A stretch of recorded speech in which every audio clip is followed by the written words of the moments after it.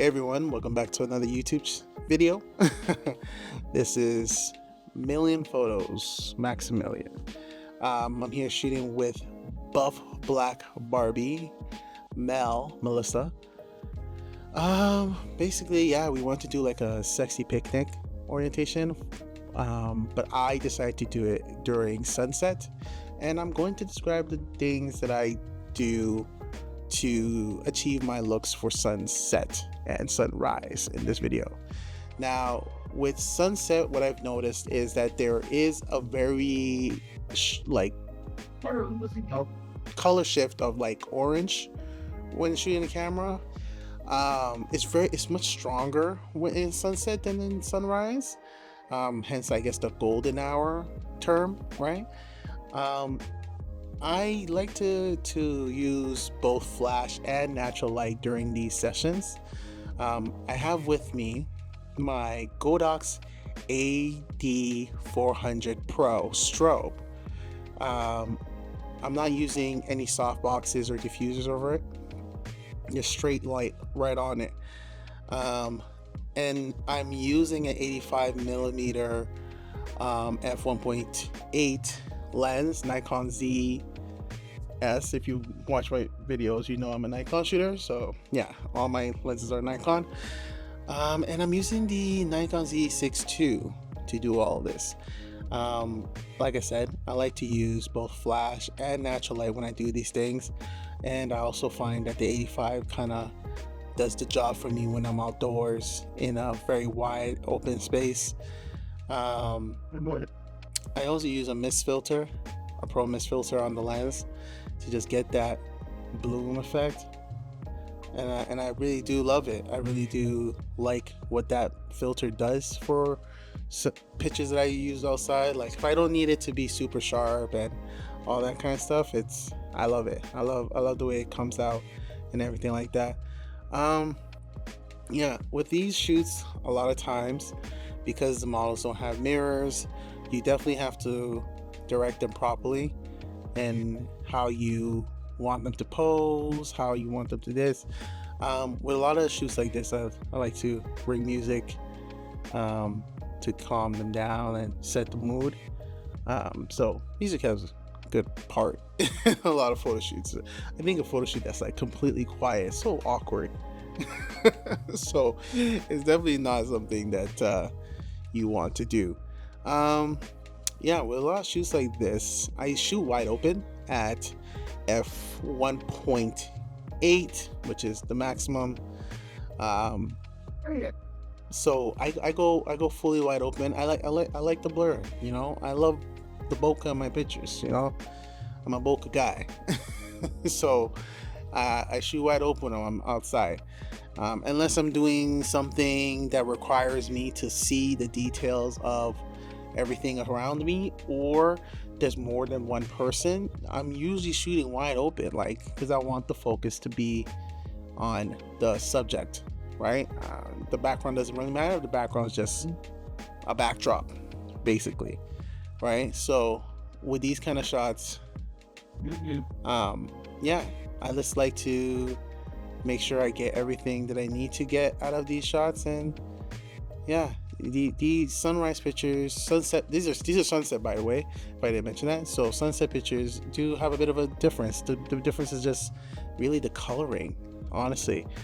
When we head over to sunrise, you'll notice that the coloring is a lot more white-ish and less orange.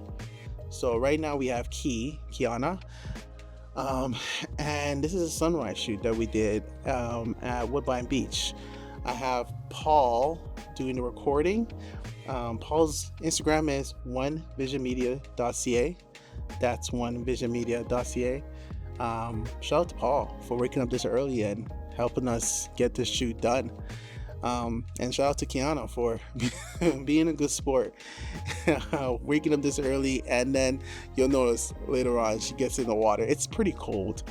It's pretty cold, but everything, all the gear that I use for the sunset pictures, I'm using the exact same gear for the sunrise pictures. 85 shooting wide open, using natural light and flash with a strobe, with the AD 400 Pro Godox. I do have the Pro Mist filter on as well for this shoot as well. Like I said, I shoot wide open, and I like the bloom of the Pro Mist, and I like the bokeh of shooting wide open. With these kind of shots, I would say I go for high speed sync levels, so 1/400, 1/800, so that way, like, I can still do a lot of like recovery, and it's not overexposed and stuff like that. But when I only do that with the flash, but when I go even lower once the flash is not evolved, because I still want to be able to keep, not going overexposed. I do a lot of the math of these calculations in my head. I've been shooting for so long that a lot of this is just calculations done in my head. So I kind of know. I've been doing sunrise and sunset pictures for so long in my career that it just comes naturally at how to set up real quickly and get things done. I do shoot with rapid shots. When she gets in the water, you'll see it's cold. You want to be able to get her out of that water as quickly as possible. As you see here, she's trying to get herself pumped up to get in the water, and I'm telling her, like, I'm rapid shooting, like, get ready, like, don't worry, I got you, like, you won't even be there long. And yeah, like, you gotta make sure just one thing I learned about doing all this is making sure that you are adequate in your settings and how you shoot, so that way the client is not feeling uncomfortable in an uncomfortable situation like this where the water is cold, even though we're in warm weather these days. Like, the weathers are hitting the 20s, so it should be warm, but I guess maybe early morning water's cold. And I've been doing this long enough to know that, yeah, sometimes the water is super cold during the day. So yeah, so she was a good sport. She got the shoot done. And yeah, it was a very easy. We had 3 outfit changes, so you're just seeing one of them right now with this one. With Melissa, it was just one outfit change that I shown. This one, there's 3 of them. But yeah, I like to shoot directly facing the sun. But like I said, I like to have my subject block out the sun, so that way you just kind of get the whole like the rim effect that goes around the hair and the head and the body. And a lot of times I'll put on the flash, so that way we can get some direct shots and clarity with the picture. But sometimes I like to let the rays in these photos. You don't have to stick to one way. As a photographer, you can do what you want. You are in charge of your way you shoot, the way your destiny, everything. Even here, I'm shooting directly with the sun behind me now, so you can use it in several different ways. Either you can shoot with the sun behind you, or you can shoot with the sun in front of you. It still gives very good looks. Right? Yeah, here she is dancing, trying to get pumped up. But yeah, I feel like do not get so hell-bent on technicalities and numbers. Like, play around with it. Like, when I was first doing this stuff, I had no idea what kind of settings I should have for doing a sunrise or sunset. I just kind of like thought, I played around with it.